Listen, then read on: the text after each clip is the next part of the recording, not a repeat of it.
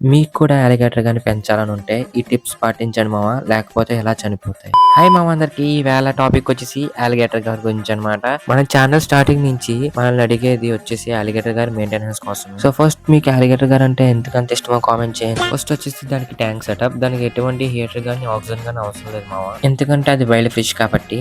Second one వచ్చేసి దానికి ఒకవేళ మీరు గ్లాస్ ట్యాంక్ లో పెట్టి మెయింటైన్ చేస్తే పైన ఖచ్చితంగా నెట్ ఉండాలి మామ. లేకపోతే ఒక లవ్ ఫెయిల్యూర్ ఎలా డాబా పైన నుంచి దూకెత్తాడో అలా దూకెత్తాయి అనమాట.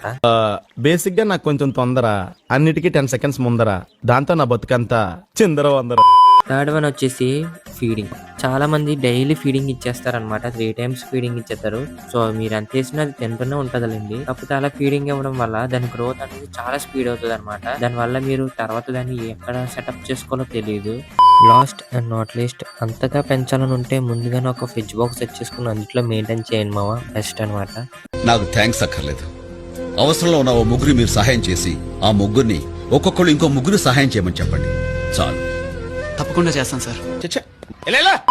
ఇంకా మన అలిగేటర్ గారి నామకరణం గురించి అంటారా? సో దాని గురించి నేను నెక్స్ట్ వీడియో అయితే చేస్తామావా. సో ఇప్పటిదాకా వీడియో చూసినట్టయితే వీడియో మీకు నచ్చే ఉంటుంది. మన అకౌంట్ని లైక్ చేసి ఫాలో చేసుకోండి మామ. అప్పుడు దాకా బాయ్.